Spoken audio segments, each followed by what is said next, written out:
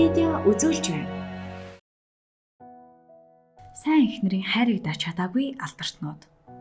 Улаан хевсний ёслолын зургаас харахад эдгээр хосууд ямар ч асуудалгүй ад жаргалтай амьдарч байгаа мэт санагданаа.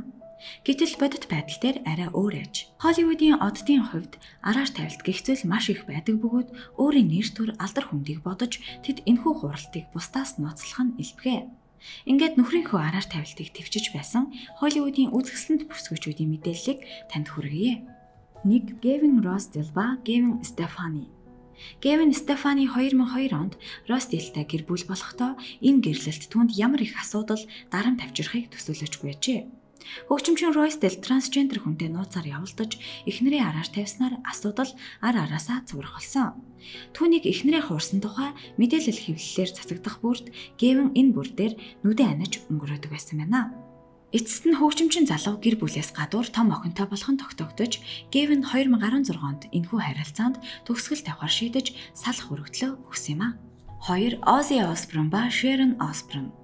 Шэрон Осборн удаан хугацааны туршид нөхрийнхөө ар талыг хариуцаж байсан бөгөөд тэрээр нөхрийнхөө архиталт, харт амхны донтолт зэрэгтэй тэмцэж их хэмжээний концерт, олон тооны шүтэн бишрэгч эмэгтэйчүүдийг нь тэмцдэг байжээ. Гэтэл үнэн хэрэгтээ шүтэн бишрэгч эмэгтэйчүүд нь зөвхөн түүний уран бүтээлийг дэмждэг байгаагүй нь тодорхой болсон байна. Тэрээр нэг биш нэлээд хэдэн нууц амрагтай байсан.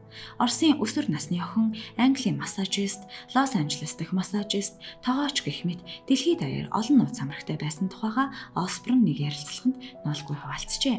2016 онд Шэроны төвчээр алдагдаж салах өргөдөл өгсөн байна. Гэхдээ тэд салаагүй бөгөөд эцсийн өвчтөд бүсгүй түүнд дахин нэг боломж олгосон байна. 3. Джейси ба Бейонсе.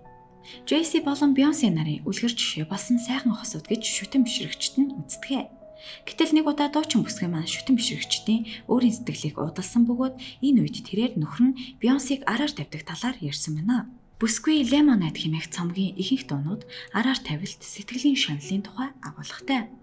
Эцэст нь бүсгүй нөхрөө уучлж харилцаагаа дахин цагаан цааснаас эхлүүлж байгаагаа нэгэн ярилцлагын үеэр хэлжээ. 4. Кевин Костнер ба Синди Костнер. Жүжигчин Кевин Костнер анхны эхнэр Синдигийнхээ сэтгэл санаагаар нэлээд тоглож байжээ. 15 жилийн турш бүсгүй нөхрийнхөө араар тавилт болон гэр бүлтэй цаг зарцуулахгүй байгааг төвчж байсан гинэ.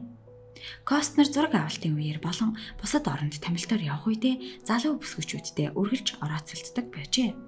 Энэ бүх зүйл 1994 онд дуусгар болсон бөгөөд Синди салах өргөдөл өгч $80 сая сэтгэл санааны нөхөн төлбөр нэгсэн байна. 5. Бен Аффлек ба Дженнифер Гарнер. Түүний нөхөр хүүхэд асрагчтайгаа эхнэрийн араар нь тавьсан бөгөөд энэ талаар Дженнифер мэдсэн ч салах өргөдөл өгөөгүй юм а.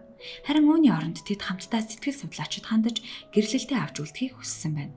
Гэвч энэ нь үр дүнд хүрээгүй бөгөөд Аффлек амьдралынхаа хэв маягийг өөрчлөхийг хүсэхгүй байсан учраас архинд орсон ажээ. Эцэст нь Гарнер гэрлэлтээ цуцлуулахар болжээ. Харин одоо X хосод энгийн харилцаатай байж хүүхдүүдийнхээ хүмүүжилд хамтдаа анхаарал хандуулж байгаа гинэ. 6. Хунтаач Чарльз ба Диана Гүнж. Диана Гүнж ханхүү Чарльзтай гэрлэж байхдаа түүний Камилия Паркер Болоустай хайр сэтгэлийн холбоотой болохыг мэдэж байжээ. Цаг хугацаа өнгөрөх тусам Камила болон Чарльзийн харилцаа илүү гүнзгийрч энэ нь хосуудын гэр бүлийн амьдралд асуудал дагуулсан байна.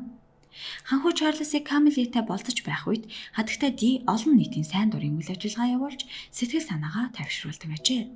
Ингээд 1996 онд хосуудын гэрлэлт салалтаар төгссөн юм а.